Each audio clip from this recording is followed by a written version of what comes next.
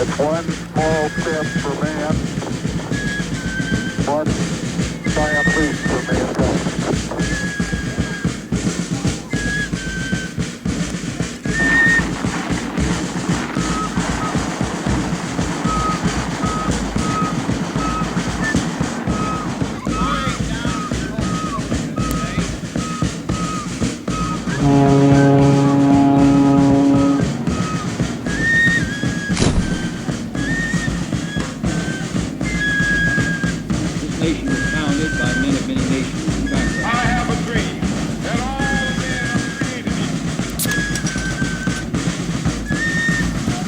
Ignition sequence start.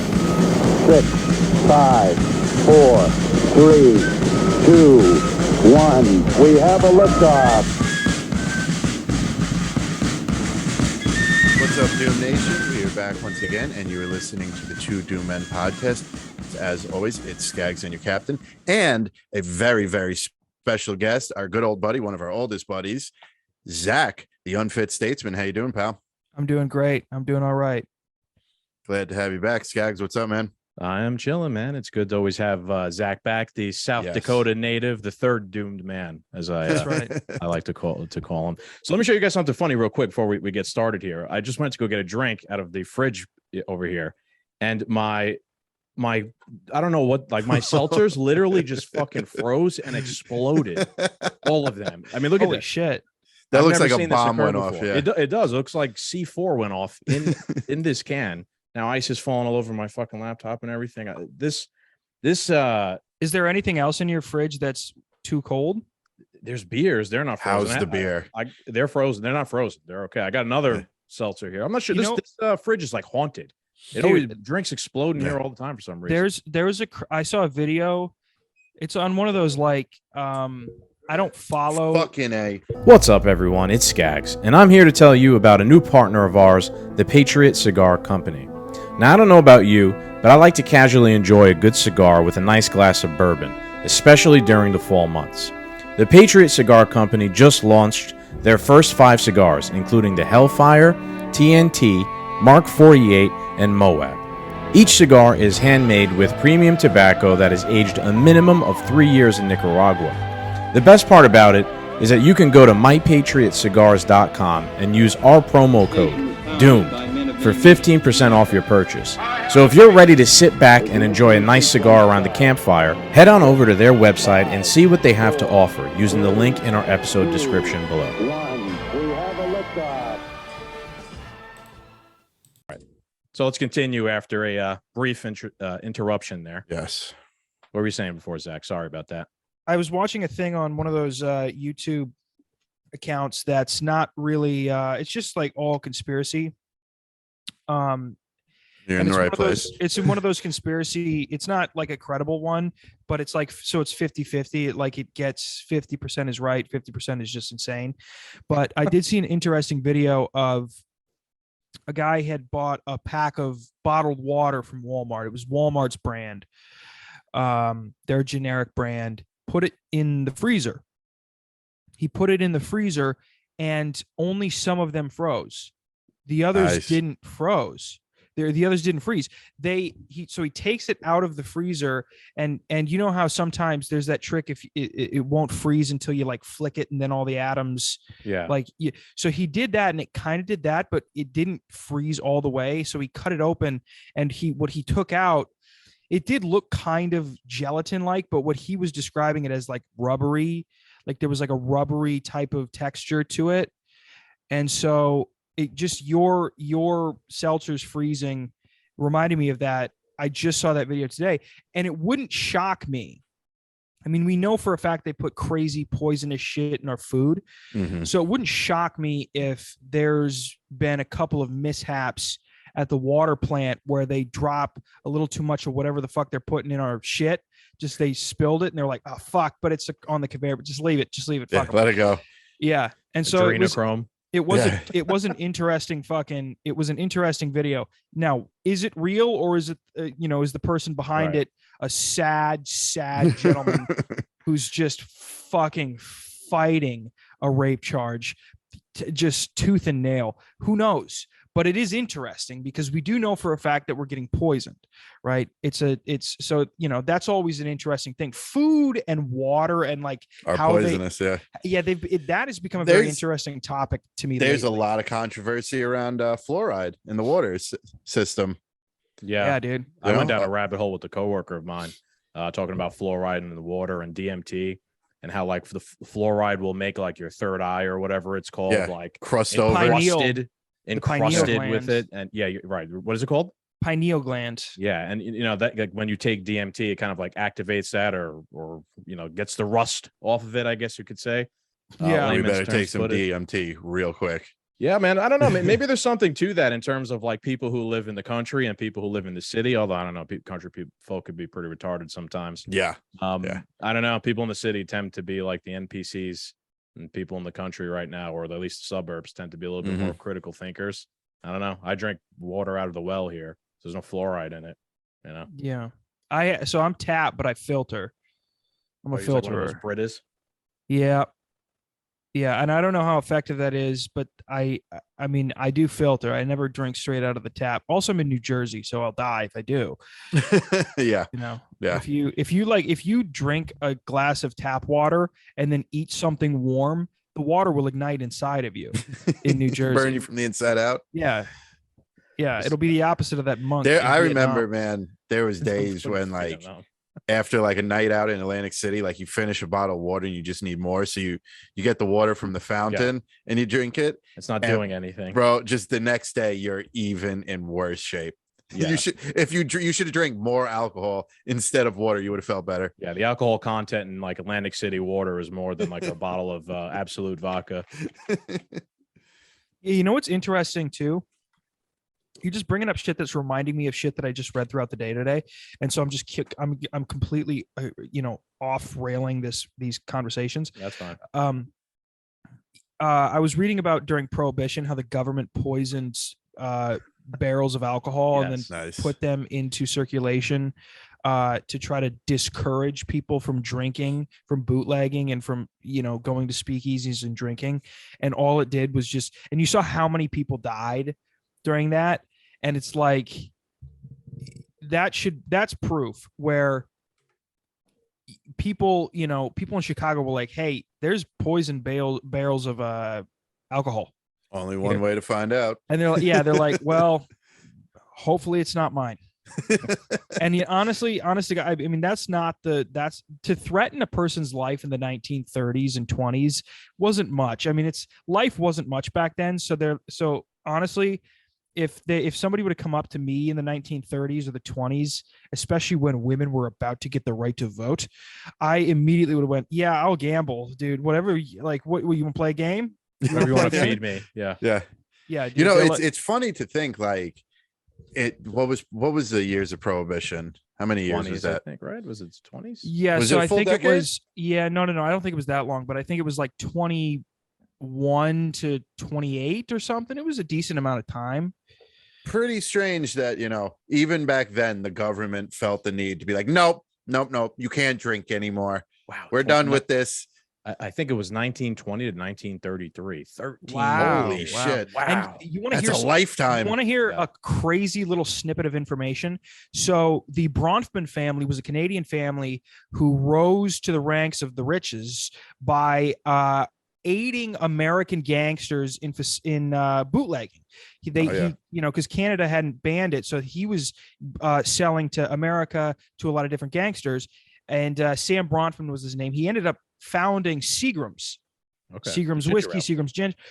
The guy who, so if you remember during the Met Gala, AOC was with her boyfriend, the famous dressmaker. That famous dressmaker, I forget his first name, is whatever Bronfman, heir to the Bronfman fortune. Holy shit. Yeah. And oddly enough, too, the Bronfman family has ties to Epstein.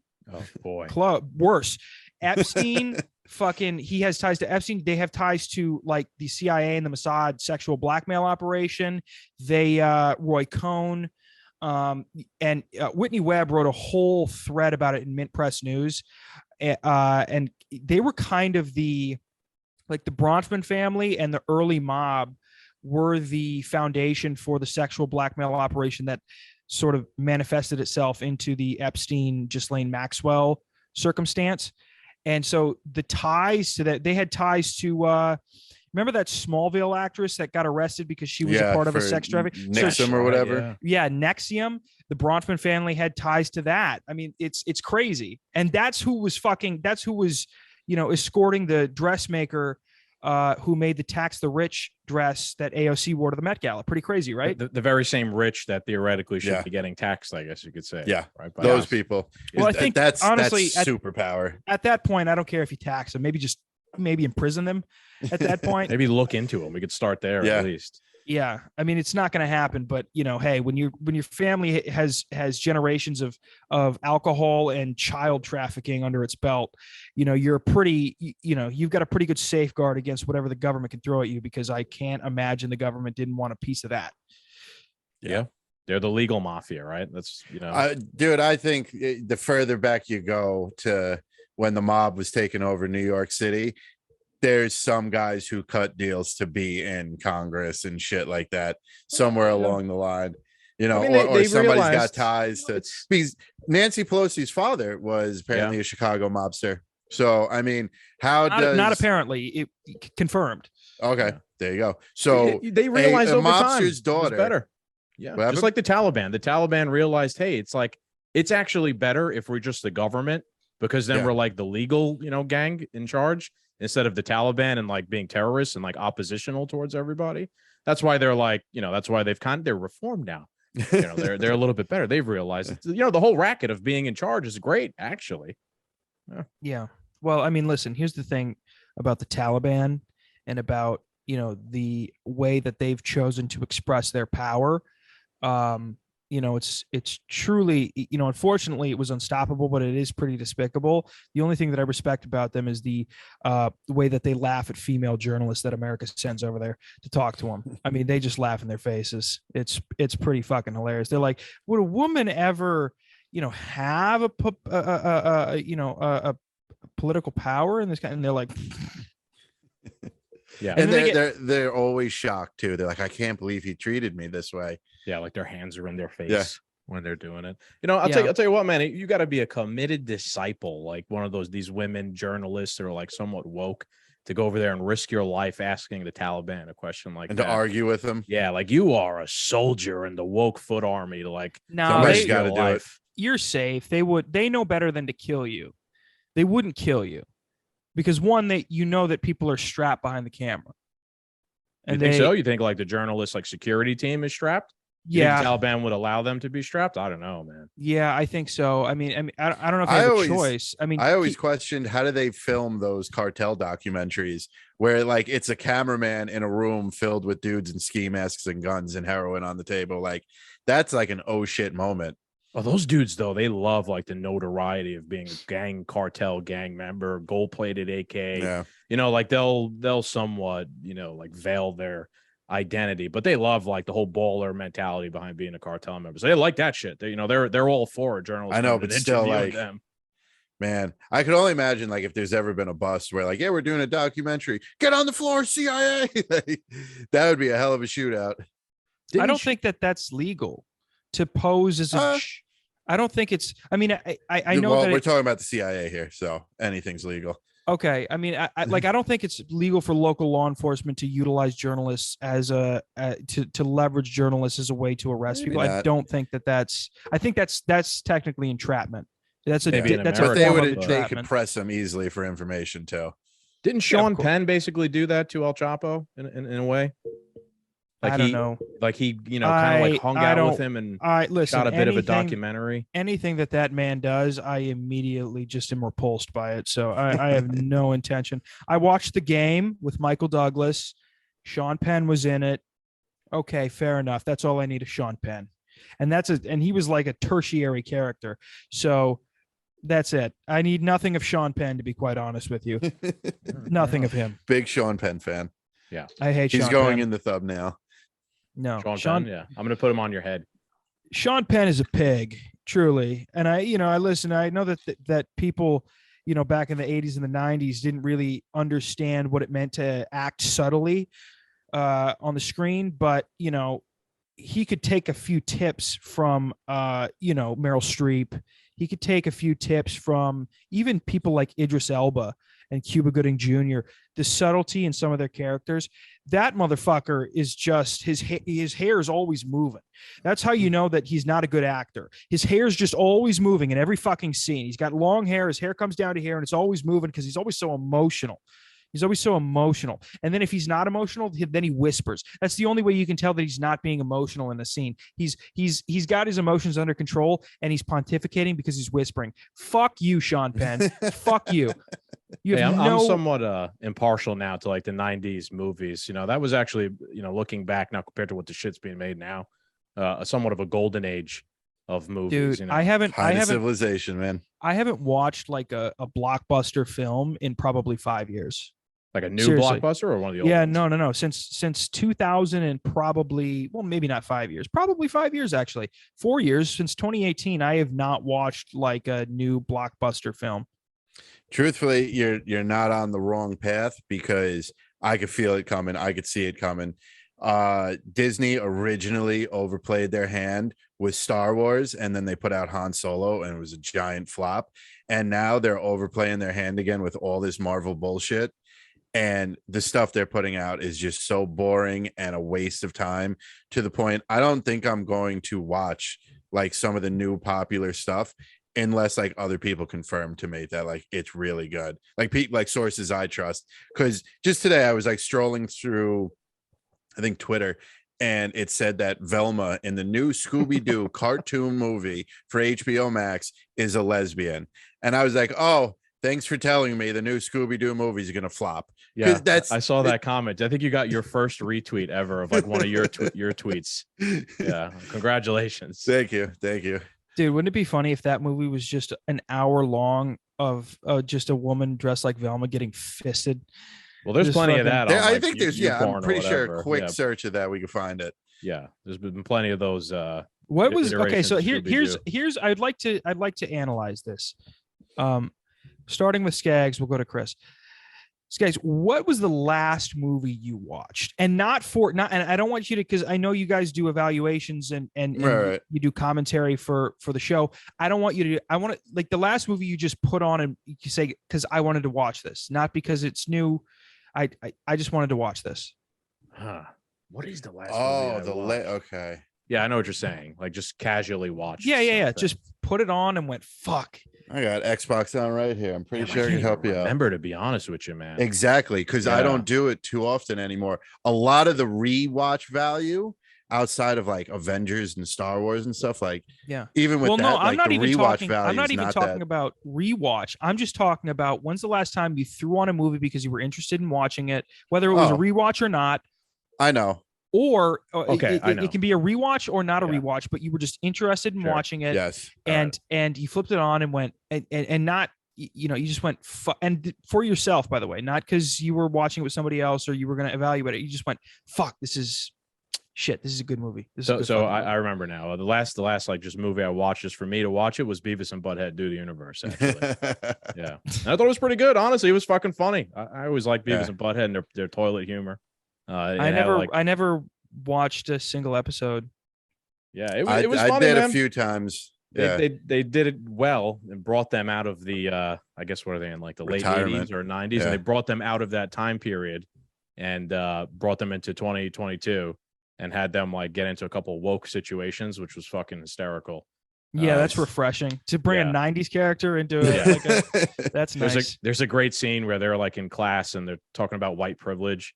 And then they think like, oh, I have white privilege, so I could just go do whatever I want. They go into the supermarket, they just steal everything, throw it in the shopping cart, throw the shopping cart out in the middle of the street. They steal a police car. It's great. That's fucking They're hilarious. like, don't worry, officer, I have white privilege. Yeah, it's fucking hysterical skit there. What about you, Cap? The last movie I watched for myself was Prey on Hulu. It was the Predators prequel, and it was a little far-fetched, and like the Predator was super overpowered, but I actually kind of enjoyed it because like it was about like, I didn't care that it was a woman.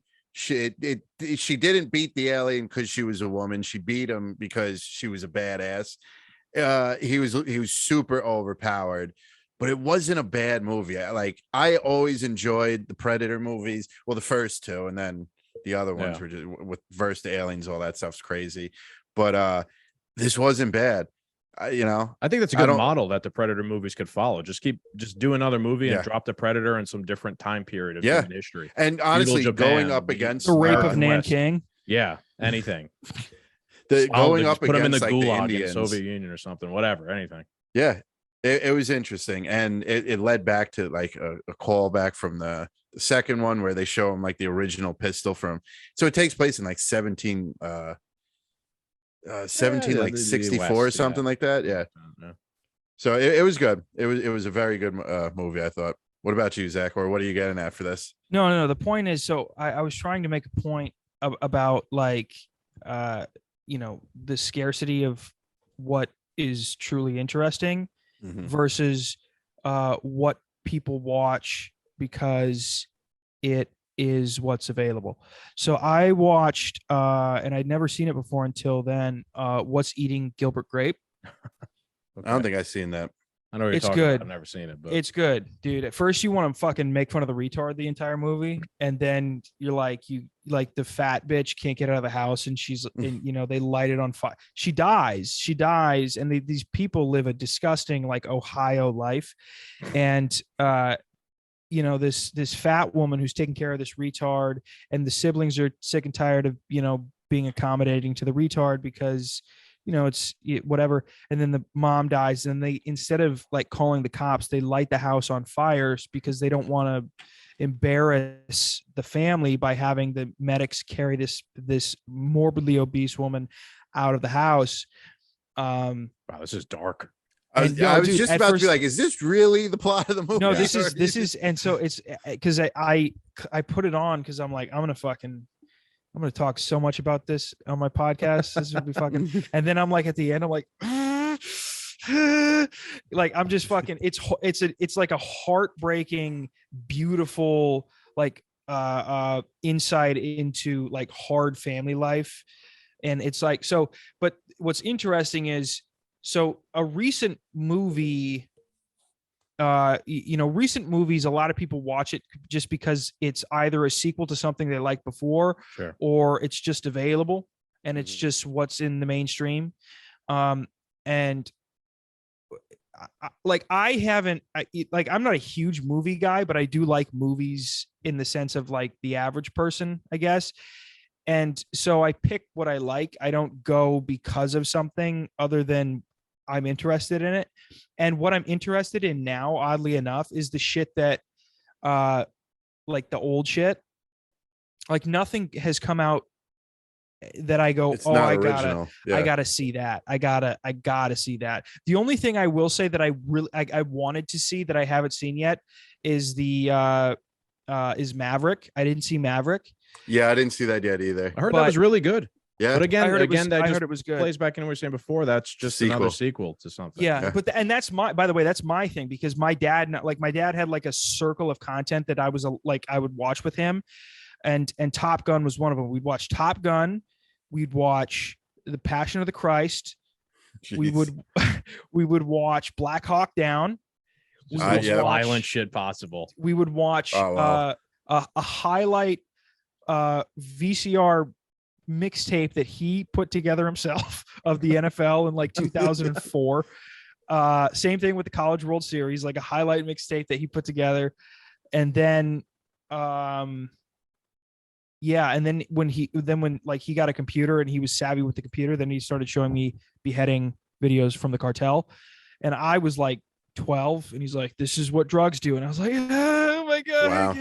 I can't. He went with like the I'm never going to sleep again. Yeah. So I just had a cycle of, but you're proving my point in the sense that like, that was like, the reason I want to see Maverick at all is just because I saw Top Gun.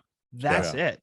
Well, dude, so like that circle of content you're talking about with me and my father, Star Wars, Ninja Turtles, Indiana Jones, Rambo, Terminator, like it only just gets and also Predator. I will say Predator. I also my dad loved fucking Predator. Dude, I watched Predator so much with him as a kid that like I could be in a different room and listen to just the sounds that are coming out of the TV and know what's about to happen next and say what was about to happen next. That's Like- how I am with like Lord of the Rings. Yeah. Dude, Yeah. my dad would be walking around in public, and you know when Jesse Ventura is shaving and then he like cut himself and he's I like, don't "You're got bleeding," time and he's to like, "I bleed. don't got time to bleed." We'd just be walking around in public, and he'd say that, and I'm like, That's funny. "What?" Let me ask you guys a question. Why do you think it is that we seem to have hit a lull in creativity when it comes to Ooh. movies and television shows and things? Because like that? nobody has any experiences anymore. Everybody Yeah. culture and lifestyle is uniform, and it's because America has done enough for its people. Like this capitalist system and this culture has done enough for its people to make them so fucking comfortable that they're unwilling to try anything new. And when you don't try anything new, you get the same shit over and over again. You get the same experiences, you get the same thoughts, you get echo chambers. And because we're so comfortable and we're so used to convenience, we never venture outside of our fucking echo chamber, our circle of comfort. And that doesn't push the mind to anything new. All it does is allow you to be introspective about yourself and the things that are going on around you and your experiences.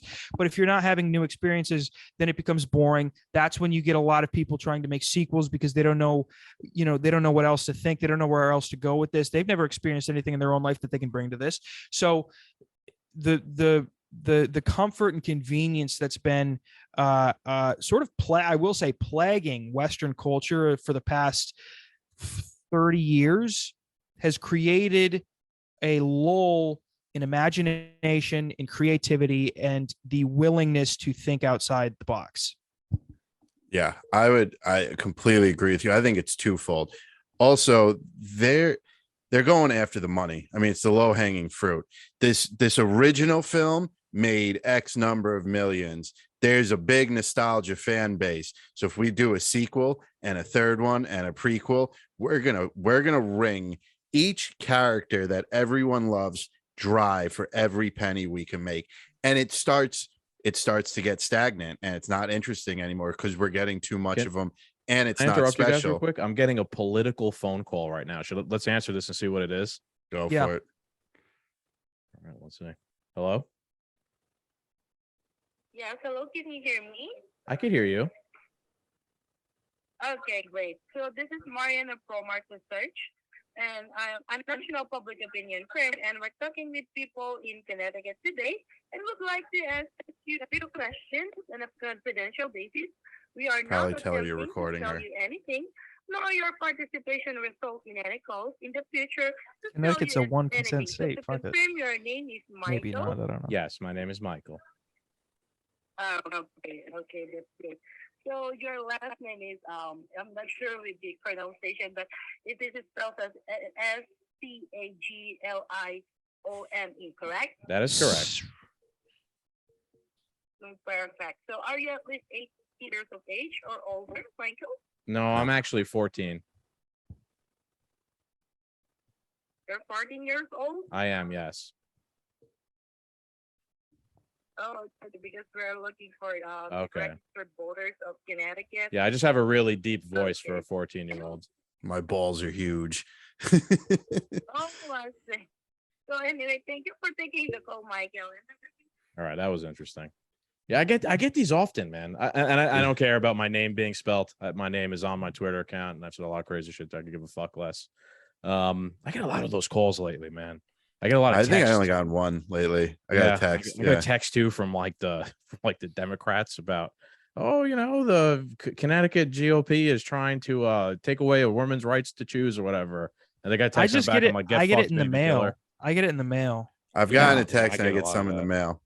But going back to what we were talking Sorry, about, yeah. if we can for a second, Zach, you started off by saying something like we're too comfortable and like nobody has an original thought because they're not experiencing anything.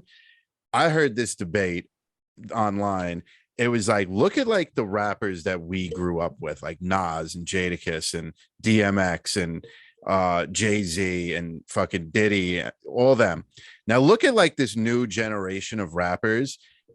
All our old rappers, what did they rap about? Selling crack, being at the bottom, being dead broke, like, you know what I'm saying? Like how hard it was for them to come up and become successful. All these rappers sing about is the success that rappers taught them to have. Get the Escalade with the rims and the big house with the pool and throw the pool parties, the whole, like, you know, the gold teeth, the gold chains. Like, Is that what the kids sing about nowadays? Like, I haven't listened to any new shit. I don't even know what's going on. Like from Bad what I've Bunny, heard, is that what? But I'm saying, like, they're not making anything new and original because, as going off of Zach's point, they're not experiencing anything. We're so comfortable now.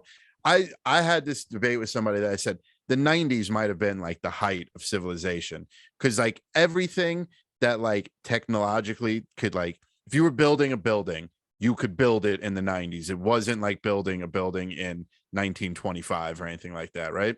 So there was plenty of technology there. From 2000 on, we were given, you know, full-fledged internet, and we wielded it like a psychopath. You know, it's like a double-edged sword. So I think in the 90s, we still had enough family values and enough technology, but not enough to distract us from shit that mattered and like be original. And then it just we became so comfortable and everything became so convenient.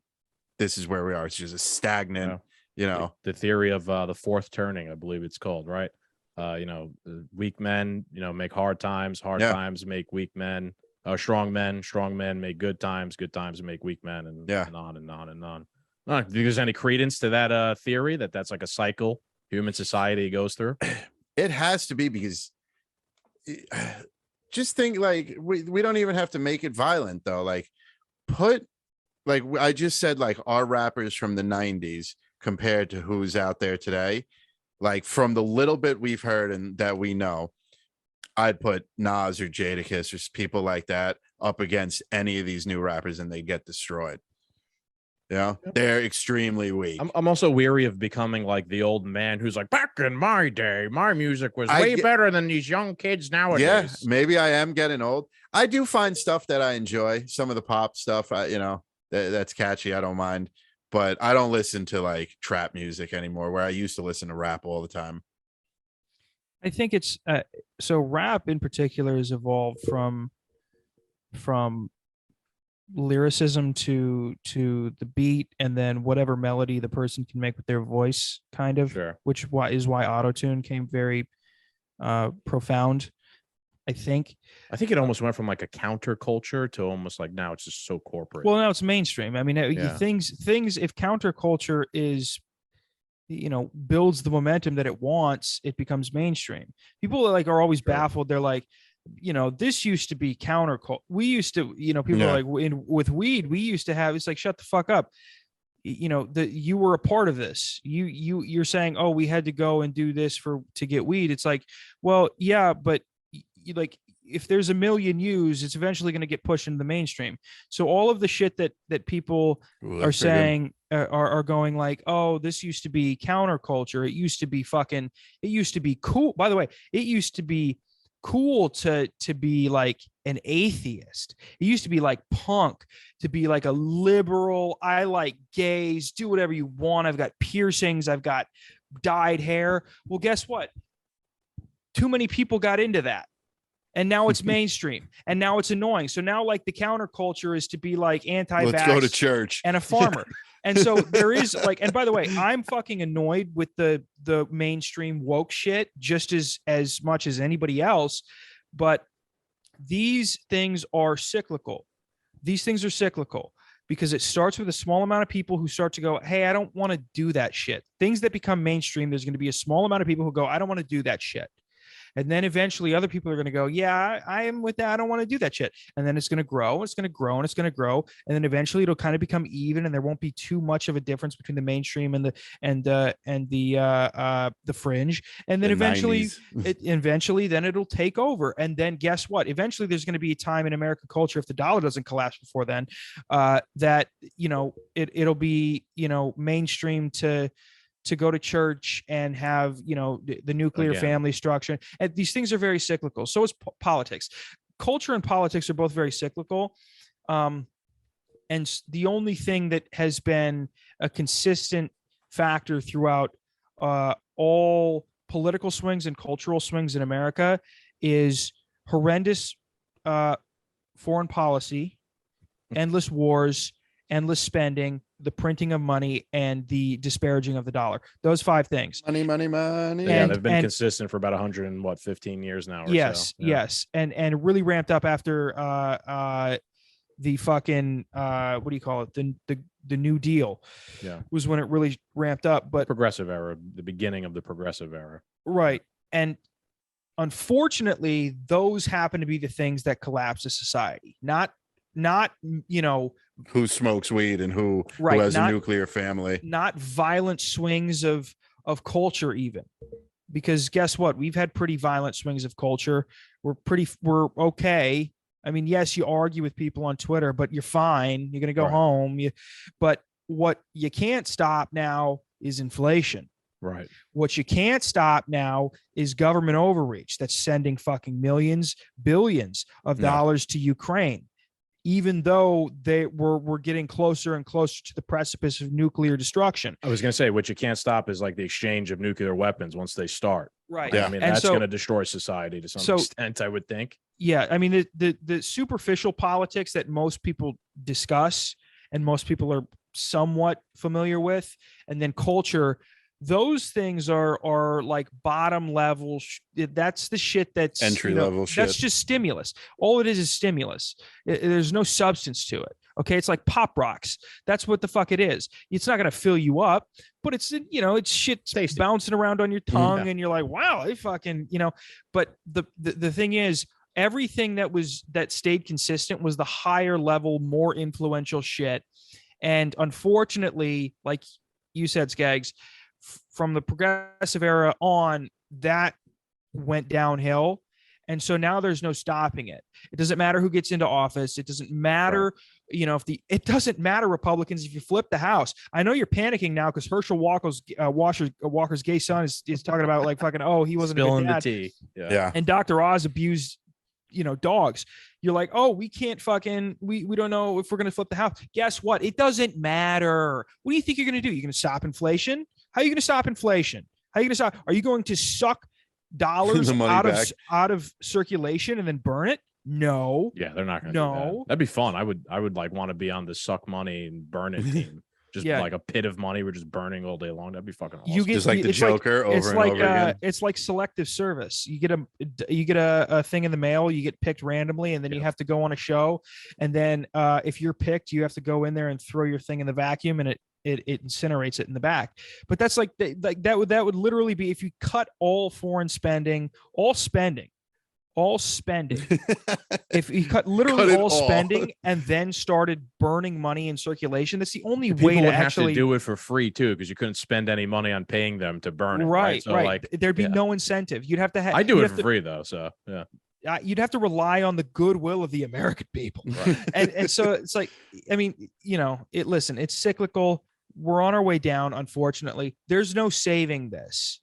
The only thing that we can hopefully do is land it somewhat softly. And it's not going to be, by the way, that doesn't mean soft. It's going to be rough. Yeah, like we hit a tree on the way Yeah. down. That Yeah. breaks No. our fall. You hit, Yeah. you hit branches enough to slow you down where everybody doesn't die. Then that 50% will dog- die, but everybody didn't die. Maybe the people toward the back. Right. And so, and then once that happens, hopefully we've mended cultural and personal differences enough to where when that happens, we don't just immediately go into blame mode as to why that happened. And we can just go, okay, it happened. We gotta do something. We gotta figure it out. So I think if we get to that point, of the collapse, I don't We think will. It has to. Yeah, I know. It I'm just has saying that would mean theoretically government collapse, right?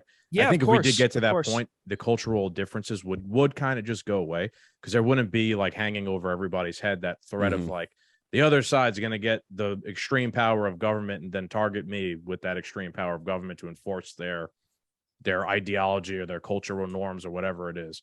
Like the right wing Christians are not People for the it will go first away. The time. threat will go away. Sorry.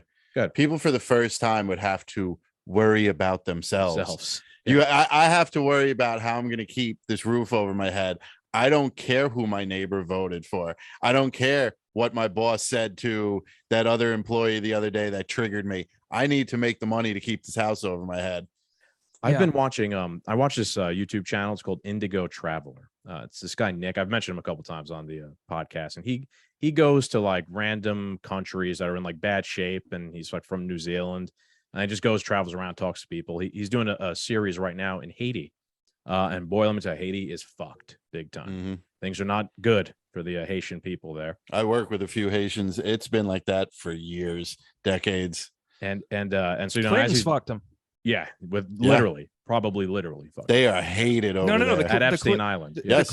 The Clinton Foundation. Yeah. I know. Yeah. I know. Yeah.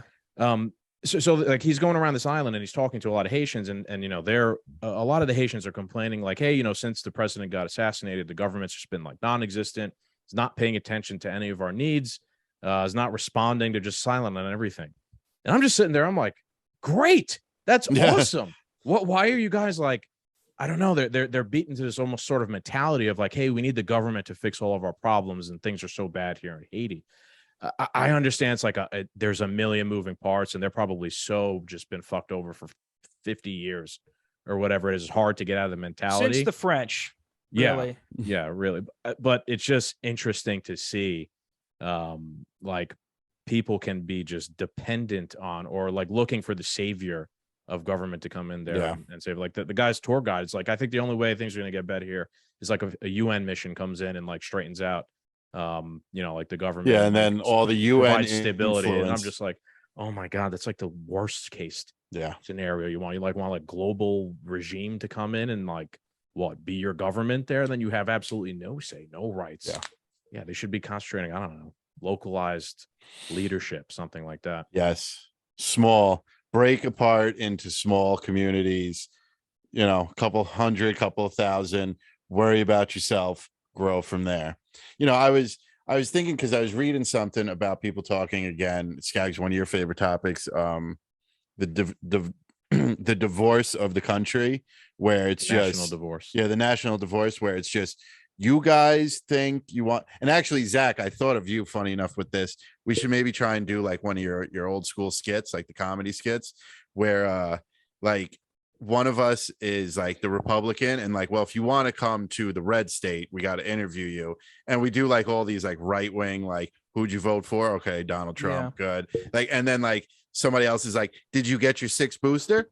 There you go. Okay, so now I need to know who you voted for, you know, to get into the blue states. And then at the very end is just Skaggs in all Gadsden gear and is like, oh, so you're libertarian. Very nice. What's your name? Cool. I don't ever want to see you again. Next. Just like, you know, like no questions, like just sign them in. Goodbye. Go do I'm not gonna lie. Stay off my if we get to property. that point, I'm not going to want to see any libertarians ever again, to be honest with you. They are fucking annoying, man. Yeah, it's libertarianism. They're definitely the people that I agree with the most and that I most identify with, 100%. I think a lot of libertarians don't fully grasp. A lot of libertarians seem to look forward to the collapse of fiat and the crumbling of government. The problem is, I don't really think they have a handle on how painful that's going to be. I think that I don't think that they, you know, because if just take, for example, if the US dollar were to collapse, and it will eventually, I don't know how soon, but it's going to, it has to. Look at the math says it's impossible not to. And they're accelerating, definitely, too. Like every week they're sending more money to Ukraine, and it's just crazy. Right. Yeah. And so when people are like, oh, we got to get rid of the dollar, it's like, but you understand that the dollar is the world reserve currency, and maybe it shouldn't have been, whatever. But if it collapses, there will be a Great Depression globally. Okay, there will be no, and I know libertarians are very anti, you know, globalist trading and shit. But guess what? You know, we do get our fertilizers from overseas. We do get our fertilizers from fucking Russia and our wheat from Ukraine. Guess what? What are you going to do now when you don't have food? All of a sudden, globalism doesn't sound that bad. When you don't have food, that's a problem, right? Yes, it would be great that if everybody could defend themselves with guns. But guess what? There might be 5 people who show up to your house who have more guns than you, and they want to rape your wife. You're also going to have like a limited supply of ammunition, right? I mean, yes. And you know, so, like what happens when you've like, used all your bullets and you just have paperweights after that. Right. And by the way, I think, again, libertarianism, not only in theory, but in praxis, is the way society must go if it wants to sustain life on Earth. I 100% believe that. But there will be a period of like 100 years of real pain. Yeah. People will die. Like the people who are tweeting about how they want this to happen now will die. If it were to happen now, would die without seeing any real joy Sunrise for the rest of their fucking life. Yeah, and that's the only thing that's the only thing I think they just kind of merrily skip over. Otherwise, they're right. They are right. You know, the things that my beef with them is they right. live too much, definitely in the idea, like the ideological, like they live in the theory instead of like the real world. That's why I really like who you just had on your podcast, Clint Russell from Liberty Lockdown. He's a real, like, you know, pragmatic, you know, dude, and you know, has a lot of really good takes on things. He's not living in like just a purely ideological, perfect anarchist capitalist world that doesn't exist, that some of these libertarians, you know, pretend like it does. It's not the world we live in, right? It really isn't. You have to like make do with what you got. Yeah, and we talked about how bad it would be and like the suffering that would come along with it. And so, you know, I mean, I don't know. I mean, I would like to be, if I'm being 100% honest with you, gentlemen, here's two unpopular opinions. One, I want Russia to just literally nuke Ukraine, kill Zelensky, and get this over with. I don't give a fuck anymore. Kill them all. I don't want us to have a source to send money to at this point. And it's not their fault, unfortunately. It's our fault. It's, well, not our fault, but American government's fault. Corruption. Sorry, Ukrainians. Maybe you'll learn next time not to trust the fucking American government. Don't fuck around with it, okay? And second of all, I would like for all of the libertarian revolution ideology to happen after I die. Okay. So you want the cake and you want to eat it too, basically. Listen, I want to ride this empire down. He just wants the chaos. Dude, honestly, here's the thing. I'm all for riding things into the dirt. That's all I can. I'm all for taking a resource and milking it to its bare bones. So I have to get a new car. Okay. I have to get a new car because I just learned today that it's going to be $6,000 to fix my car. Okay. And I didn't get into an accident. It's just that old and that shitty. I rode this bitch into the ground. 2004 Ford Escape, paid off, no bills for years. I wasn't going to get a new car. Fuck that. I'm not going to pay bills for that shit. Brakes failed on it twice. Engine failed. Batteries failed twice. It's had like 3 recalls, this fucking model. I rode that bitch into the ground. It now is, according to Firestone, dangerous to drive. And so now I have to go get a new car because I rode my car into the ground. And now it's urgent. And now car prices are up. So I'm actually kind of fucked. But I'm saying, like, I want to ride this thing that we're in to the ground, because at least this thing does have comfort and it does have convenience. And I am not egotistical enough to sit here and say, yeah, I could fucking handle the collapse of modern society. You don't know that. Are you out of your mind? Maybe you could, right? But who really knows? Maybe. I don't know. They get thrusted into the Walking Dead world, just, you know, waking up one day like Rick Grimes, and it's just the apocalypse. Like, okay, what do I do now? So Zach, what you're basically saying here is you're basically just another Nancy Pelosi. You're just looking to milk the cow and ride it out for as long as you got left. And, you know, really, when you croak, then let everything go to shit. What'll it matter at that point? And I would encourage nobody to think like me, because if that were the case, generations after us would think the same way. And I don't want that. But here's the fact of the matter. And this is the point that I'm trying to make also to Twitter libertarians. And they know who they are. Yeah. You know, you have your Clint Russells and your Reed Coverdales and the people who are, you know, insightful and make real points.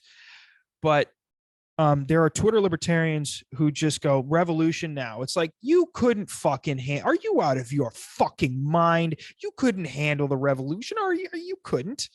You're on Twitter right now. When's the last time you left your house? Yeah, there are good ones though, and I'll tell you what, we've met them, and they ain't the ones that are on. They ain't the ones on Twitter. Like I met them in real life. You know, I'm in a couple of Discord chats where they're planning for shit. They're not on Twitter like slinging shit. Maybe, you know, even the way that I am sometimes. You know, let's transition real quick. I think because you brought up Ukraine here, so I kind of want to transition real quick into tweets of the week. and we'll kind of let it drive a little bit left of the conversation here. Okay. got a couple of new ones. Can Go ahead. you pause this just well, you don't have to pause it, but I just have to piss. Yeah, I'll pause it. Hey Doom Nation, it's Gags here, and thank you for joining us for another episode of Two Doom Men. If you like what we are about, help us spread the message by subscribing to our channels and sharing the show with your friends. That's the best way we can get around big tech's algorithms. You can also help support the work we do by subscribing to our Patreon account at patreon.com/2doommen or by going to linktree.com/2doommen. That will bring you to everywhere our show has a presence. Thank you, and we hope you enjoy the show. This country is doomed. It is doomed. Go ahead, you had a story about sports. Yeah, I had a story about sports. So I just recently went to the Giants Dallas Monday Night Football game. Oh God. I had box seats. Oh boy. Yeah, well, it was a business event. Okay, so I got sent to network, and it was so annoying because I wanted to watch the game, but it was a business event, so everybody was there and they were passing out their business cards, and I was like I was just eating. I was like down on the bottom row of the box seats where it's open, and I was just eating pulled pork, and people were like, "Who do you work for?" And I'm like, "What?" And I would just I did nothing. I did nothing for my business. I did nothing for my business. It was fucking crazy. And these people are like, you have like indentured servants running around just cleaning up after you. Yeah, I've had box seats for a Rangers game before, and it was quite the interesting time. It's just an open bar and a buffet at a sporting event that you could just go crazy at. It's fantastic. Yeah. I'm surprised we as a group, Skags, never did box seats. I don't know, man. When we go to like a Giants game, we do the tailgate and then we sit up in the last row. I'm usually the indentured servant for everybody, grilling and providing the whole experience. So that's it. That was your experience at the Giants game. I mean, they lost. Just box seats. I never I don't give a shit about the Giants. I'm a Panthers fan. So you're a Panthers fan. That's a Panthers fan from South Dakota. How the fuck did that happen? Well, because we don't have any professional teams in South Dakota. So who do they go? Who's like the number one team out there? They couldn't even fill up a stadium. Like if everyone in the state went. It'd be the whole state. There's like 700,000 people in the whole state. West River is everything Denver. Right, Rockies, Avalanche, Broncos, and Nuggets. Then you East River, Timberwolves, Vikings, Twins, and I don't know who the Minnesota Wild. So those are so far away from them too. Yeah, because you got to remember, like South Dakota's a big fucking huge. by area, it's a big fucking state. But that the Missouri River separates. So if you're East River, you go to Minnesota teams. West River, you go Denver, or you just pick randomly. And so I picked randomly. So I did the Panthers. Had a hat full of team names and just say, okay. Yeah. So I actually started liking the Panthers when they went to the Super Bowl in 2004 against the Patriots. And my dad, at first I was a Dolphins fan because my dad was a Dolphins fan, and I never really was a Dolphins fan, but I remember my dad was cheering against the Patriots in the Super Bowl because they were in the Dolphins division, obviously. And so I was like, I'm just going to like these guys now. Yeah. And so I chose the Panthers. I chose, I used to be a Dodgers fan. I don't really give a shit anymore. And I used to be a Knicks fan. I don't give a shit anymore. And so I used to be Panthers, Dodgers, Knicks. And I just kind of, wow. Yeah. Panthers, Dodgers, Knicks. That's an interesting mix. Yeah. When I was a kid, I was all of Brett them Favre piss fan, it. So Green Bay, I guess. All of them piss it down the leg in the postseason. That's what matters. That's the common denominator. Yeah. Yeah. Great. All right. So let's go back to our tweets of the week before we had to take a piss here. All right. So I'm gonna start off with mine because we were kind of talking a little bit about the war in Ukraine. So this blew up, I think, yesterday and today. I'm sure you guys both have seen this. This is Mr. Musk. Yeah. This is from Elon Musk, and he puts up a poll, and it's on Ukraine-Russia peace, where he says, redo elections of annexed regions under UN supervision. Russia leaves if that is the will of the people. Crimea is formally part of Russia, as it has been since 1783 until Khrushchev's mistake. The water supply to Crimea must be assured, and Ukraine remains neutral. And I thought it was pretty interesting. 59.1% voted no, and 40.9% voted yes. I voted yes. I don't know. What do you guys think about this? This kind of blew up. I think Zelensky himself is in the Yeah. replies. A lot of the Ukraine politicians, the Russians themselves have been like, yeah, this is a good plan. We're on board with this one. That shocked me that they even commented on something like that. Yeah, well, I think what's more interesting, what you mentioned, Skaggs, is the reaction from both parties to this tweet, not even necessarily the tweet itself. Ukraine was like, no, fuck you, you piece of shit. Yeah. You want them to Russia, stop paying me? right. And Russia was like, yeah, I like that. And that shows you what's happening. Ukraine is not going to stop until they have complete control over everything they want. They're like a little child. They will throw a tantrum if they don't get everything that they want from this situation. Russia's going, we just want the people who want to be a part of our country. That's it. That's it. And we're willing to end it. Yeah, I find it interesting. Like, all right, I even replied to Zelensky. I'm like, hey, Mr. President, like, well, what is like a good peace deal? Did you for you translate guys? it to Ukraine? I didn't. No, I Ukrainian? fucked up there. Obviously, he's never gonna fucking answer me, right? But like, I don't know. He's Like, I smart haven't enough heard to read anything English. out of their camp. But like, hey, these are our demands, Russia. If we're gonna end this war and have peace, like I haven't Why even would heard they- that? Why would they want to end it? Every 6 weeks, they get another multi-million billion-dollar paycheck. Dude, I bet I could beat the fuck out of Zelensky.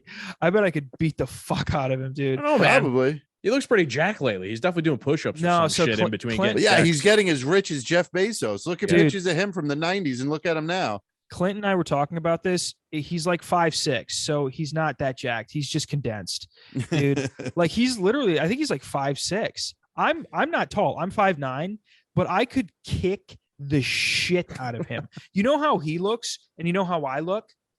So here. I'll tell you how much I weigh. I weigh an even 200 pounds. I know I don't look it. Some people say I look thinner, and I thank those people. But I don't think Zelensky's 200 pounds. I don't think he's near it. I think he's like 170. I would beat the fuck out of Zelensky. That means I could body slam Zelensky. Dude, you could probably, you could do that. The thing where you snap him over your knee. Yeah, the Bane move. Just, Yeah. Dude, I could fuck Zelensky. I don't care. Dude, Zelensky could die tomorrow. Dude, Yeah. Go ahead. Truly. What, you hold yourself back, Captain? What happened? If he's 170, no, I'm just doing the math, so I gotta slow down. doing the back snapping math. Yeah, dude, like if he's honestly 170, I'm 230. You know, Is 236 that foot. something- Like I'd Can be you like Google Bane that? against him. I wonder if that's something that you can Google, his height and weight, like an athlete. Wouldn't that be hilarious if Google Okay, had that? I'll try. If they That'd were be so great if into they him? had it for like every politician. Because it's funny enough, I actually just we ran into Nancy Pelosi, and then I ran into Judge Jean Pirro, and both of them are just these extremely tiny little old ladies. Yeah. So Zelensky's 5'7". I'd fuck him up, bro. I'd fuck him up. Holy shit! No way. I don't know. I if can't this even is accurate, fuck that but- many people. I'm not saying that I'm like a good fighter or anything, or that I could fuck people like a lot of people up, but I would fuck him up.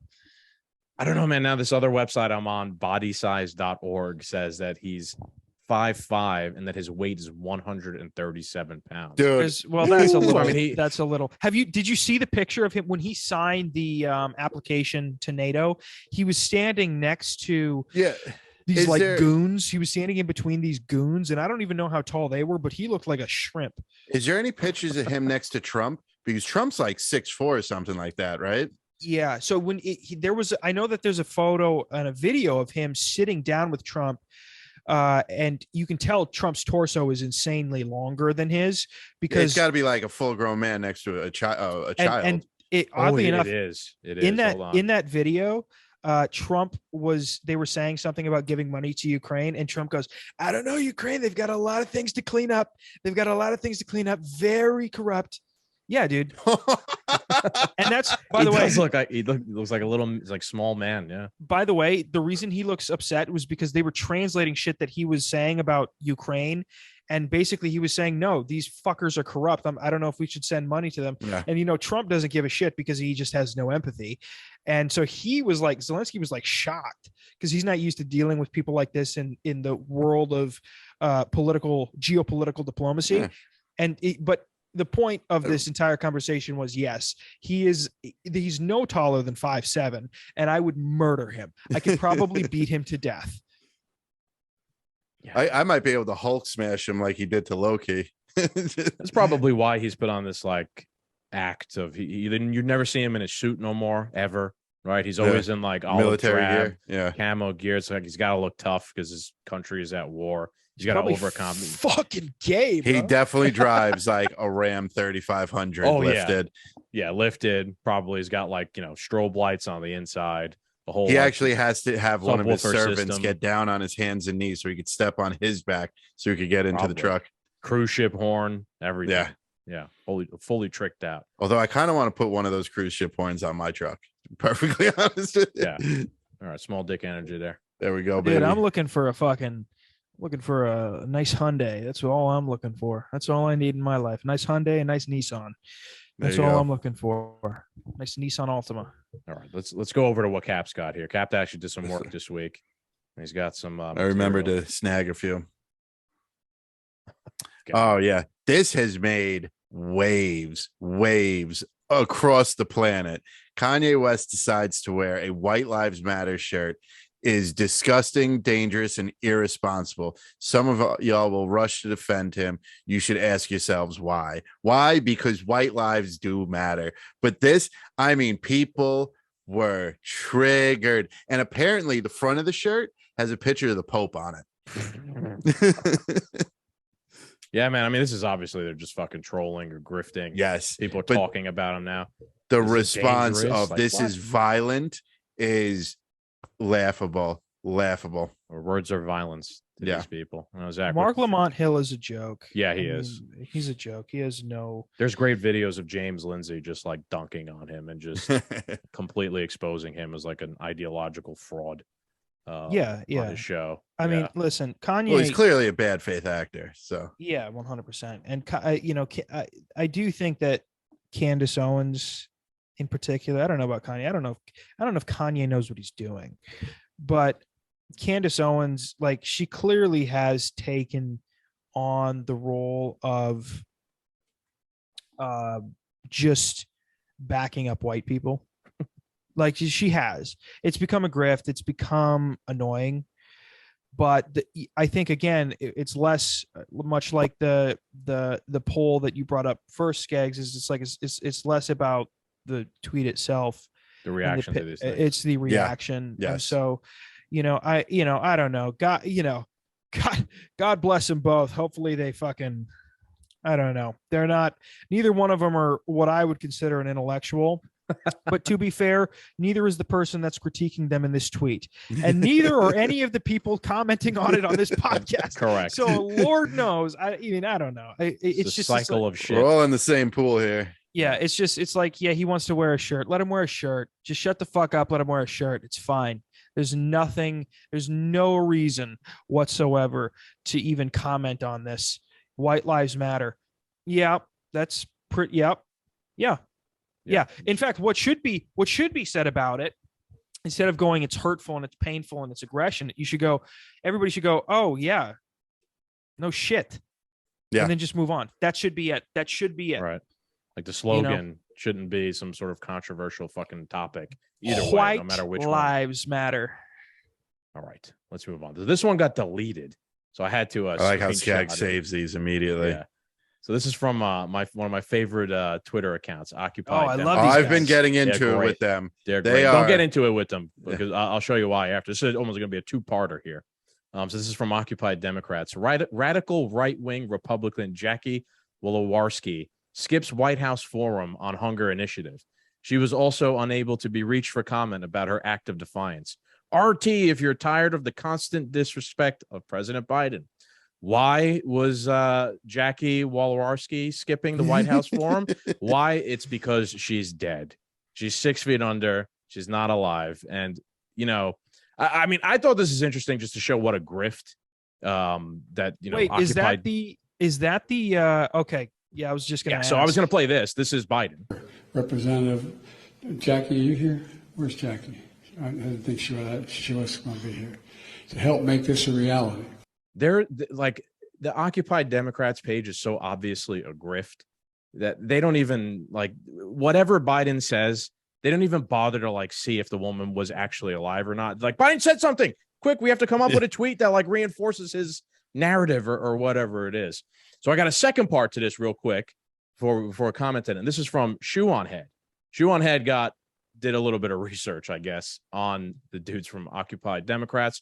They're under fire right now for allegedly pocketing PAC funds. And I'm screaming at the owners, now deleted response, which is so the Occupy Democrats election fund PAC run by Omar Rivero raised $797K from 2021 to 2022. They contributed zero to federal candidates, and they spent $577 on fundraising consultants.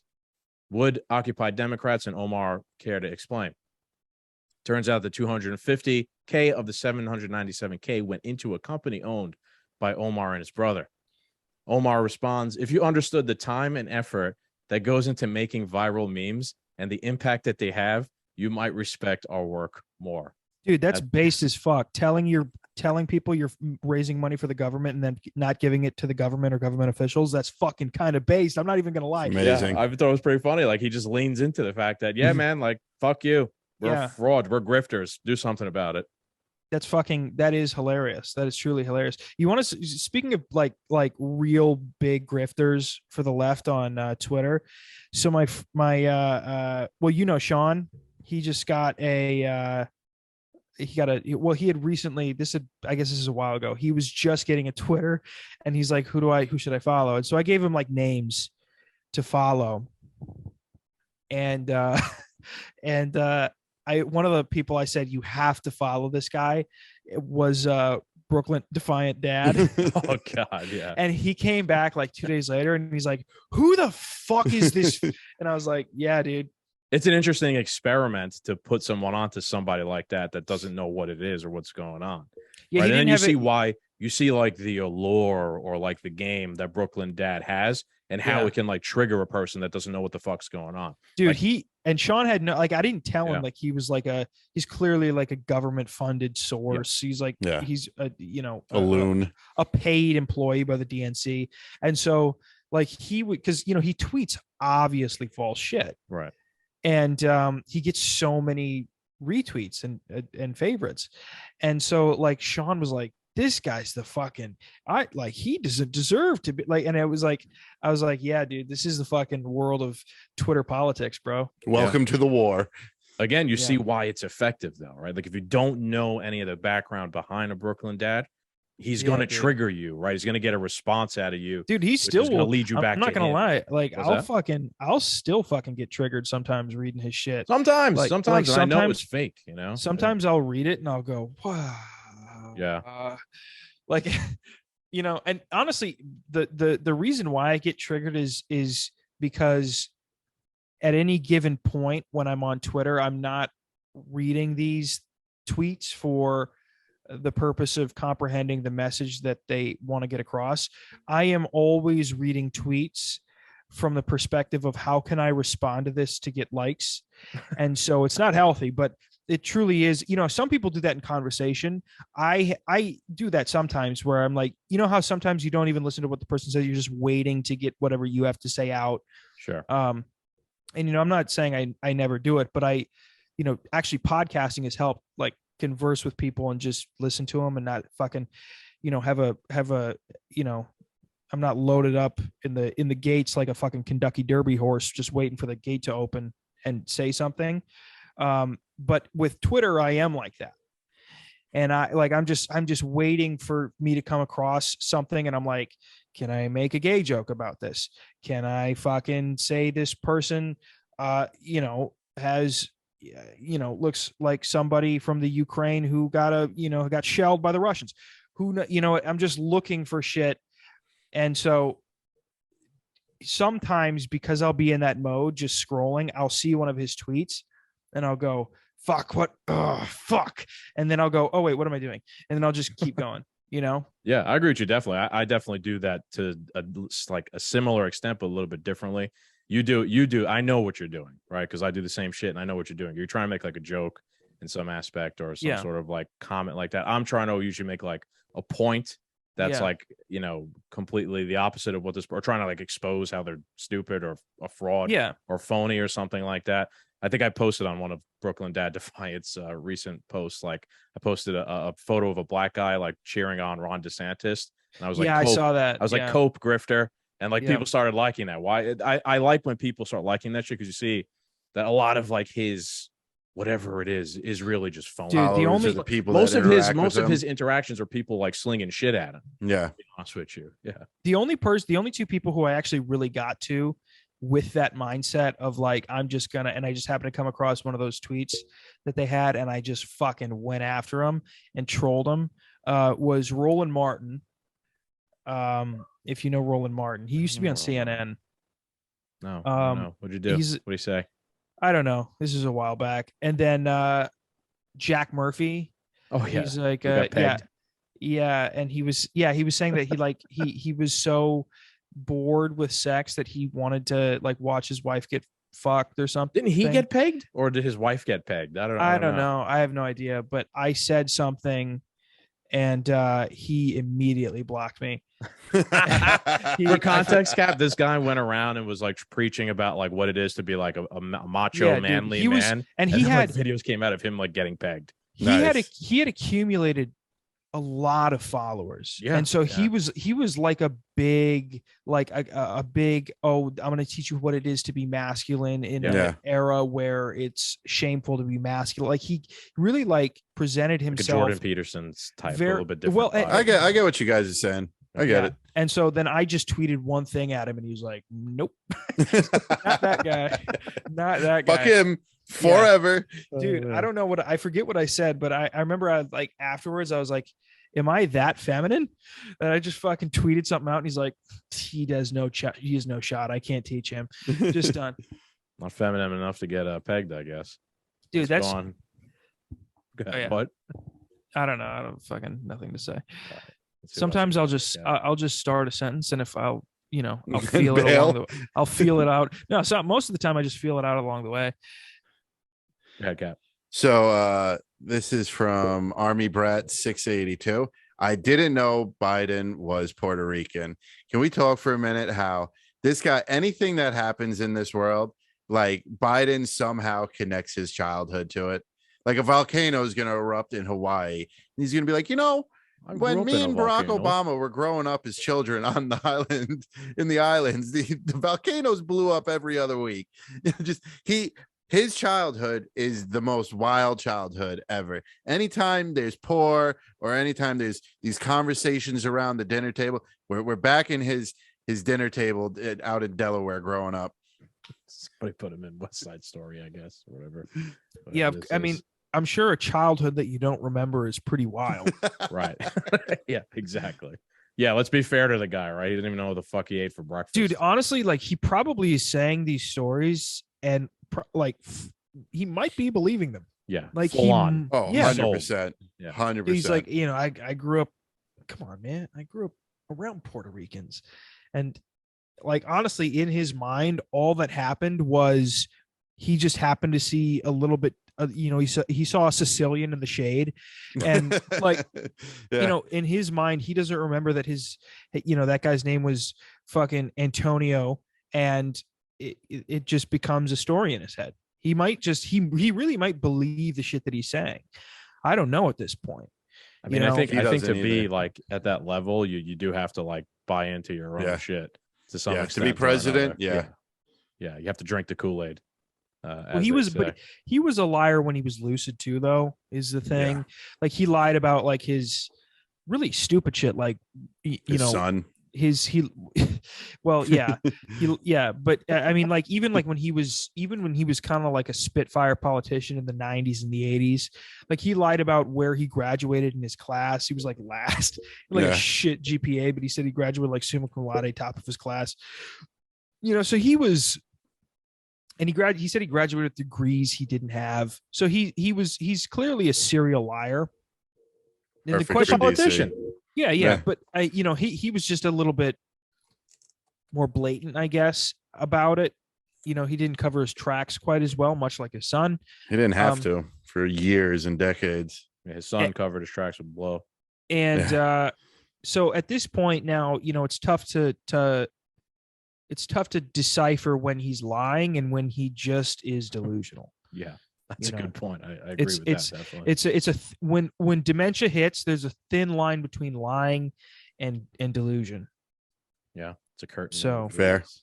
It's like, at what point do we just fucking Take him out back. Yeah, I mean, there's a time where you fucking Old Yeller.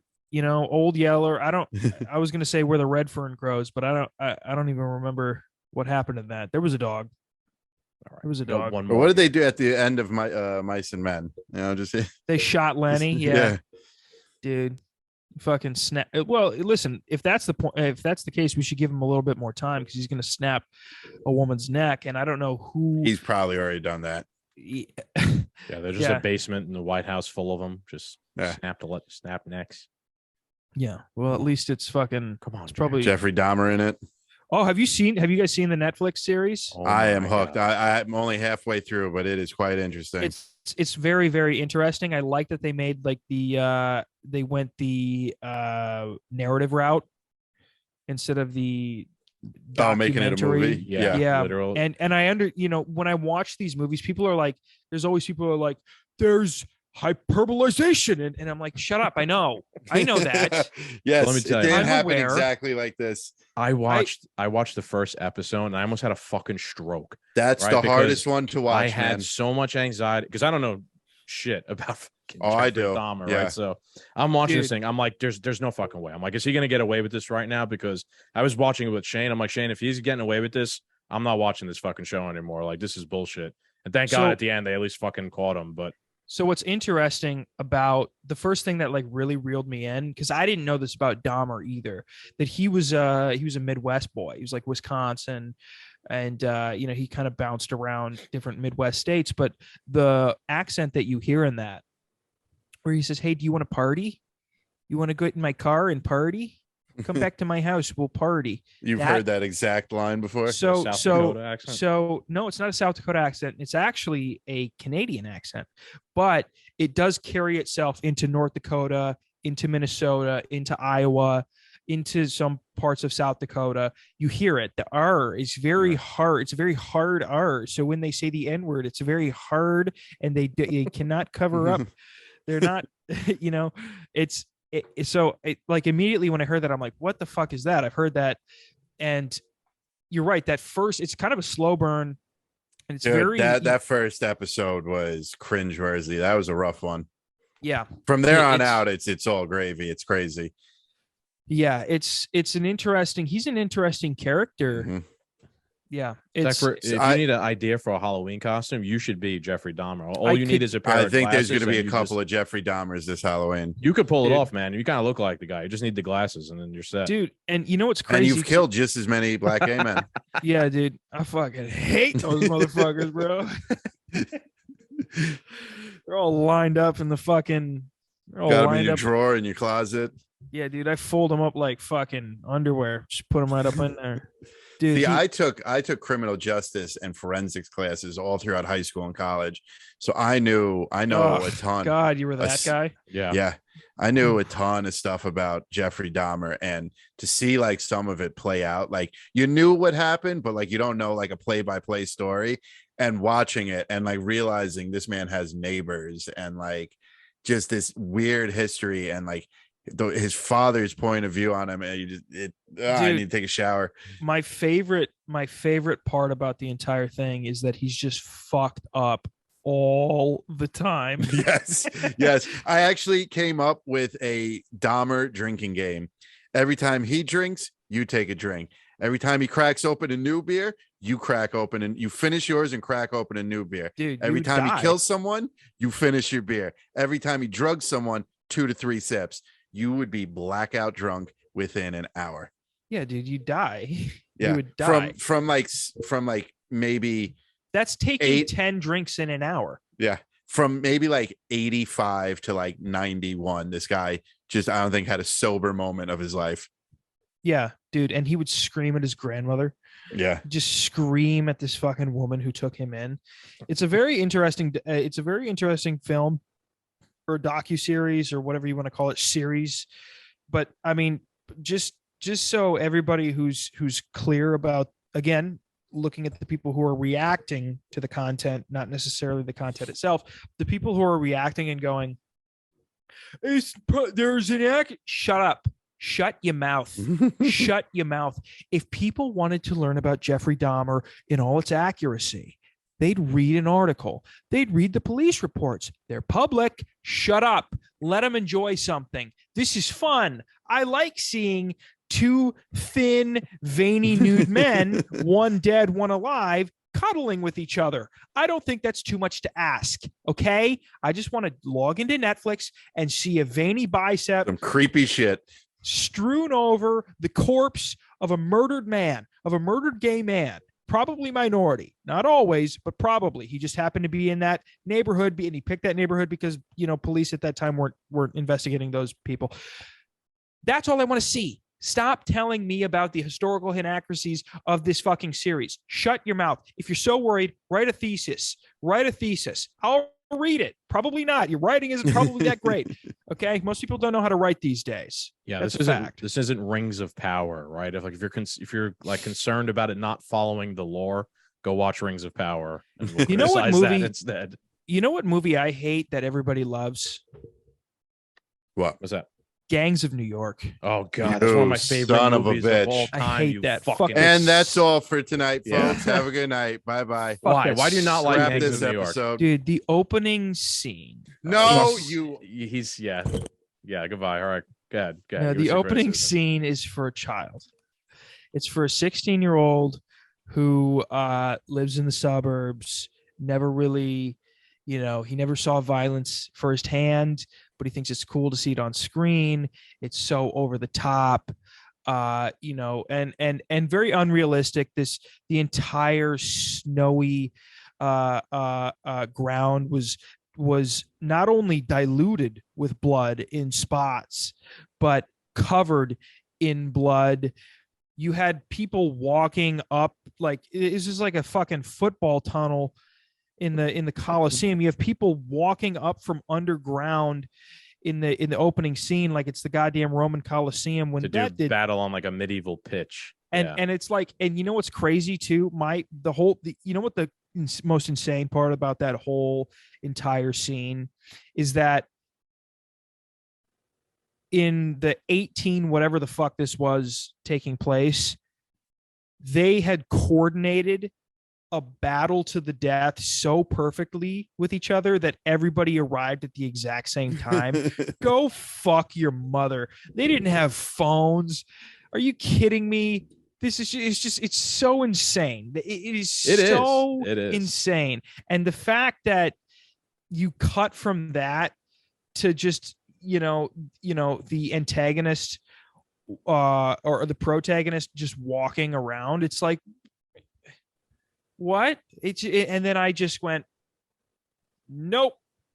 I went, nope. And by the way, that four times I tried. 4 times. You couldn't get out of the opening battle? I couldn't get out of the opening. Forward it. I couldn't get out of the opening battle. And then who was it? Like Leo walking on the bridge. Who was walking on the bridge afterwards? Leo. He's leaving his orphanage or whatever it is. Leo crossing the bridge. As soon as I saw Leo crossing the bridge, I was like, I can't. I'm done. I can't. I don't know. It's one of my favorite movies of all time. The way I've always also looked at it is it's kind of like you're watching a Broadway play in a way. Like it's obviously not like a literal reenactment of historical events that occurred. It's almost like a mix between like you're watching a play that is happening on Broadway and a quasi movie. I understand that it's not a historical representation of what happened accurately, but neither is Dahmer, and Dahmer had a little bit of fucking sense to it. So it's just like I can't. It's just insane. I think Liam Neeson is like the lead.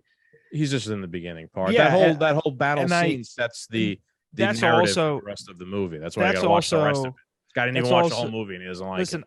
I didn't need to because I'm a little bit of a genius. You have to be a genius to not watch Gangs of New York, truly. And also, I despise Liam Neeson. I think he's a horrible actor. I think he did. You should watch how that battle ends. You'd love it, dude. I saw him. He dies.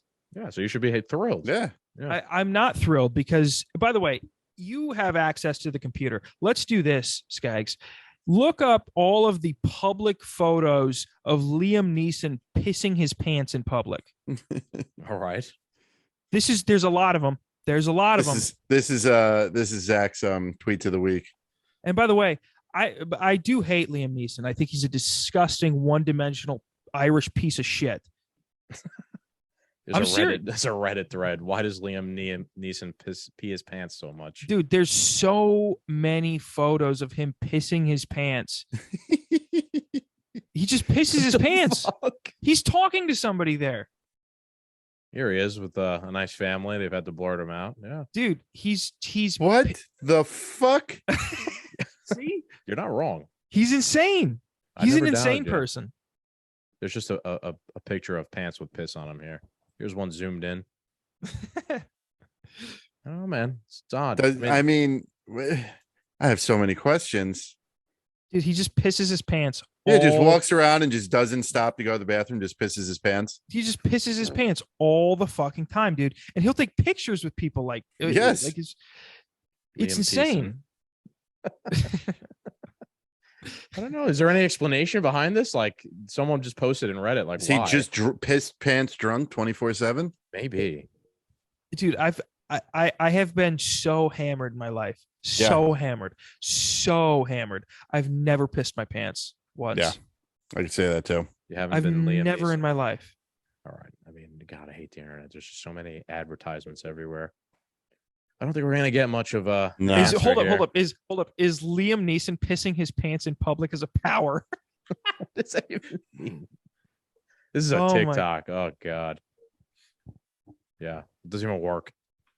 Dude, I'm just listen. He's a psychopath, truly, and anything that he's involved with, I put the hammer down on it. I do. Fair And, enough. I respect you know, your opinion. I saw Taken, no bueno. I saw Taken 2, no bueno. I agree saw with that. I saw Schindler's List. Okay. Yeah, well, that's because you Okay. like the idea of the Holocaust. I like the idea of Happy Yom Kippur, everyone. Genocide. Yeah. who's the it's Yom Kippur tomorrow. I have a half Jew in the other room. What, chained to the wall? Yeah, well, Jeez. yeah. It's a young vascular Jewish boy. I'm watching television in there. That you're gonna strangle. Wait, first we have to watch this. I've been so you have watched it, Skaggs. The first episode I watched. Oh, Yeah. oh, yeah. That's it. Just the first one. Yeah, he's an interesting cat. I like Dahmer. I tell you, you guys are movie liking people, and we'll kind of end on this, I suppose, just because it seems to be coming to a natural crescendo here. Here's my favorite films of all time. Okay. And I'm selfish enough to tell you guys not to tell me yours, but I just want you to judge me on mine. Okay. Okay. And don't say anything until I get through all three. And then I will allow each of you to rebuttal. roast me or rebut on each of my three. Okay. My first one is and will always be American Gangster with Denzel Washington, Okay. Yes, I remember. Cuba now. Gooding Jr., Idris Elba, Russell Crowe, that guy from 12 Years a Slave. Second,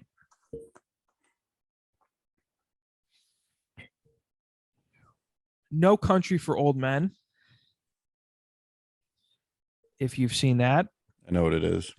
it's with Josh Brolin, Javier Bardem, Woody Harrelson, and the girl from the wife of Steve Buscemi from Boardwalk Empire.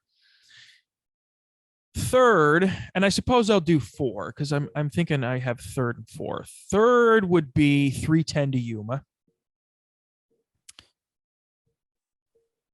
And fourth would be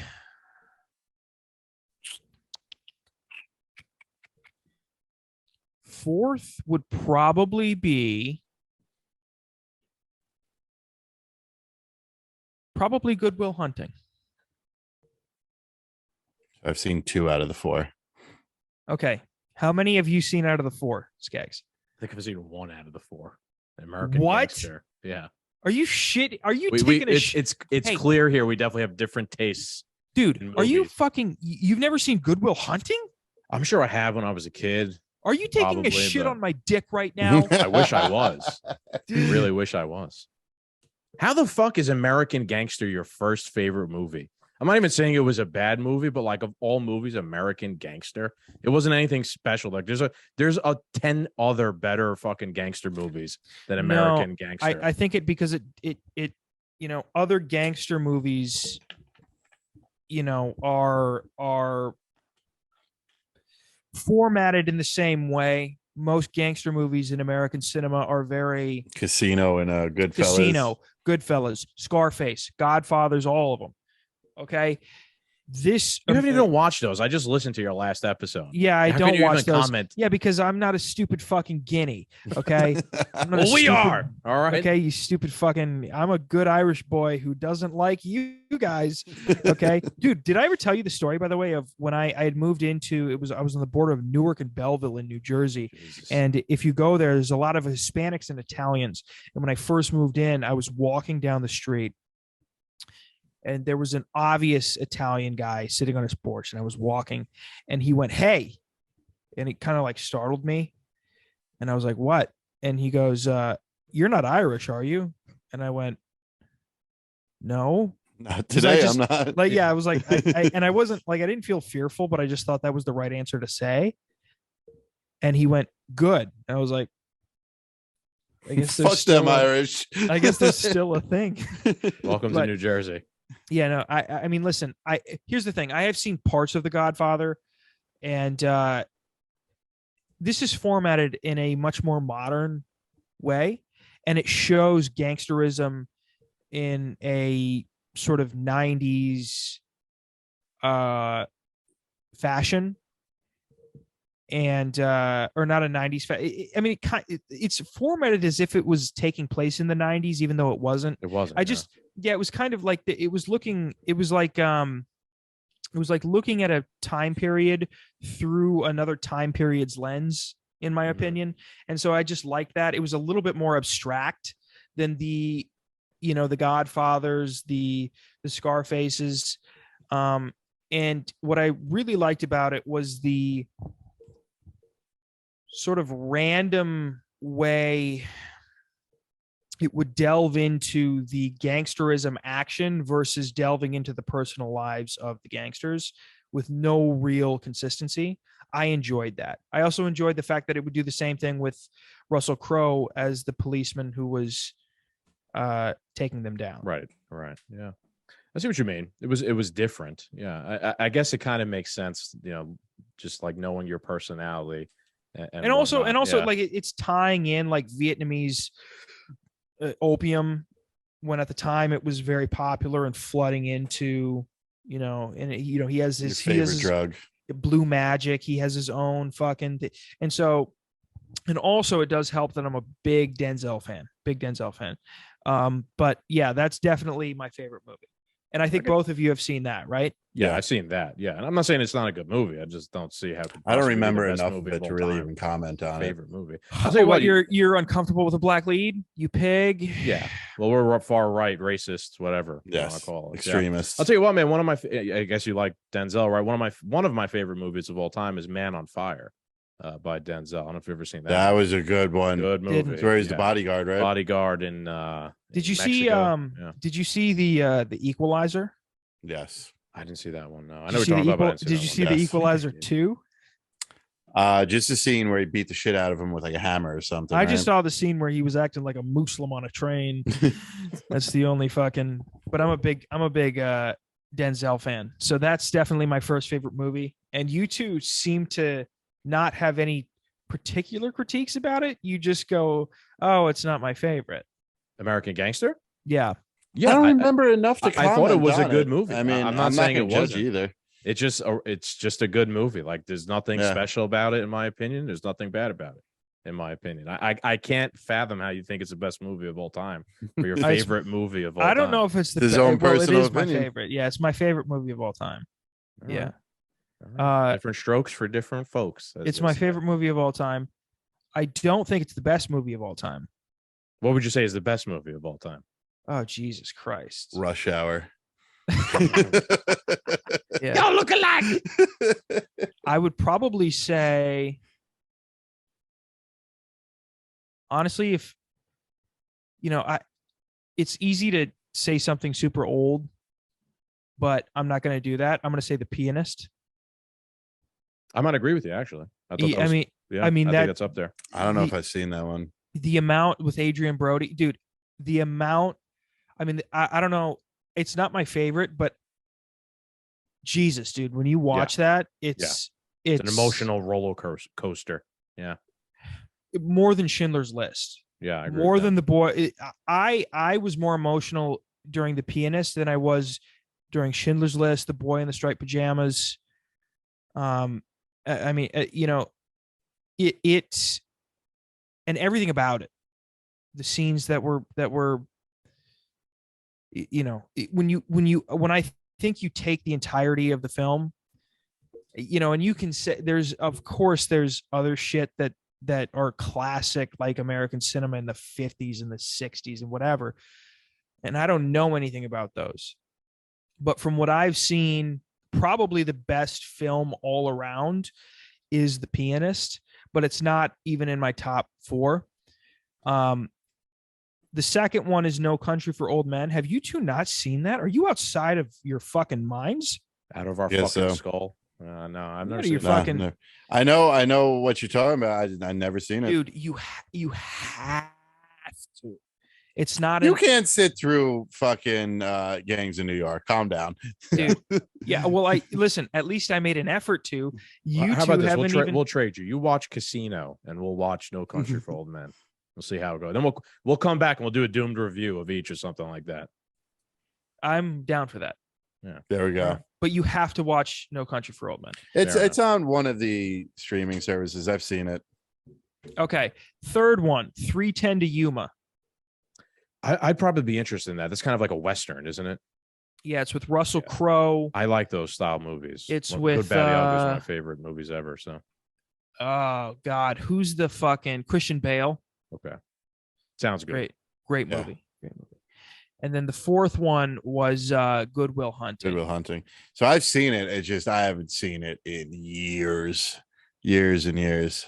Yeah, it's Matt Damon, Robin Williams. I know. Also another movie that most people didn't like, but I liked, The Gambler with Mark Wahlberg. That was a good movie. I agree. I like that one. Yeah. I don't think it's not. I don't even think I heard of that. Yeah, it was interesting. Card counting, right? Yeah. Card counting, degenerate gambler. Right. Grew up rich, piece of shit. Would have rioted during the summer of 2020. 100%. I see why you like this already. Yeah, dude. Little fucking twink I could rape. I think that's a good place to end it, Zach. Yep. Shout out your show. Where can everybody find you? All the good stuff. At Unfitstatesman on Twitter and Instagram. You can find me on pretty much every platform except YouTube. I have been in a long refusal to post on YouTube since maybe week 4 of when I even started the show. So you're still there, I think. Yeah, you still have like a few episodes there. No, so I did, and then I went through, and it's weird because I did wipe them all out, but then some of them stayed. It was really weird. And then some people were telling me, like, you're still on YouTube. I'm like, no, I'm not. And they're like, yeah, you have this episode. And I'm like, oh, okay. And so I went through and I wiped it out clean. If you want to see videos, all of them are on Rockfin. Some of them are on Odyssey, and then my Patreon. Go to my fucking Patreon. You're gonna get audio. You're gonna get exclusive solo episodes. Okay, you're gonna get exclusive solo episodes. Episodes of Are You Out of Your Fucking Skull? My most recent one was with. Who was it with? was I with can attest Type- those are fun. We were on one of those. They're and we really were fun. Talking about the woman shitting on the wall in the Yeah, bathroom dude. stalls. One of the most fun I podcasts. was That's- wondering if you were still doing that. That was probably the best video I've shown yet. Yeah. Honestly. It's gonna be hard to top. Yeah. My most recent one was with Typo from Biting the Bullet podcast. You guys should have Luke and Typo from Biting the Bullet podcast. You Check would them out. yeah you would enjoy their company. And I just put out a new solo episode on the Patreon. Patreon's worth it, folks. Go give me fucking money, okay? Fair enough. That's money all me, money now. Listen, Tim Dillon fired his producer. I'm the only person who can rant for an hour. Did he really? Wow. I guess. Yeah. Or I don't know. Who fucking, Who I don't knows? know. It's probably all fucking. It's a probably show. all Yeah. some fucking big, funny, Skit. obese gay joke that he has Probably. in his fucking loose fitting jeans pockets. Yeah. With his oversized sunglasses. It's fucking oversized, loose jeans. Fucking dude. You know what? I actually had a real urge the other day. I don't know why. I felt like such a faggot. I did want to buy a cowboy hat. I wanted to buy a cowboy hat so bad. I wanted stop to you. buy- We were just in Nashville. Yeah. And we were all like dancing around the whole time about buying cowboy hats. Dude, I wanted to have buy- a cowboy hat already, and I was thinking about buying a new one. So Yeah, Dude, I wanted- have a straw one. Dude, I wanted to buy a real cowboy hat, and I wanted to get. So I have I don't have Wranglers, but I have tight fitting enough jeans to where I could put them under boots. And I was thinking about like getting them and just putting a flannel on. Dude, I don't know why, but the South Dakota came out of me, like that ranch hand came out of me. And by the way, I was never like a ranch farm guy, even when I grew up in South Dakota, but it just came out of me like for like 3 days, dude. I really had to support it. stop myself Go from for it. buying a high. And by the way, most people don't know that. You want to buy high quality boots or a cowboy hat? It's fucking expensive. Yeah. oh yeah. Oh, they Yeah. are When we expensive. went to Nashville, one of the guys that came with us paid $200 for a hat, and the hat never made it home. He Oh, went we all out and got so fucked wild, up and lost it. it Yep. never Fuck. made it back to the house. Yeah. Woke up in his bed and just was like, "Where's my hat?" Poof. Yep. Dude. So I fully support you getting all that shit. And my Dude, I used suggestion to you is going to be do it, dress I up used in it, and to- let's all go out to the bar. I used to and have throw a people lasso. for a loop. There we I'll go. wear lasso. my cowboy hat too. So My uncle used to have horses, and he would rope steers. So I used to have a lasso, and I do it on the standing steer, like the fake thing. And so I just stand there and fucking. all right. I got pretty good. I got Do it pretty in the good. bar. You could lasso people right Yeah. off the bar stool that are fucked up or something like that. Yeah, fucking Pull hot lasso. chicks off the No, I'll stage. lasso a black around the neck to I remind knew that him was when coming. I was trying to set you up Hey, for that. good I had a night. feeling that's where it was going. I was going to suggest it myself. I'm like, nah, Zach will just take it there immediately himself. Yeah. All right. Cap, sign us off. All right, Doom Nation. Lynchings. Just get rid. Just you gotta end it. Yeah. All right, Doom Nation. That's been another episode. We hope you guys enjoyed it. We hope you guys enjoyed our guest, Zach. Zach, thank you for coming on so much. Check him out. Unfit Statesman. Adios, guys.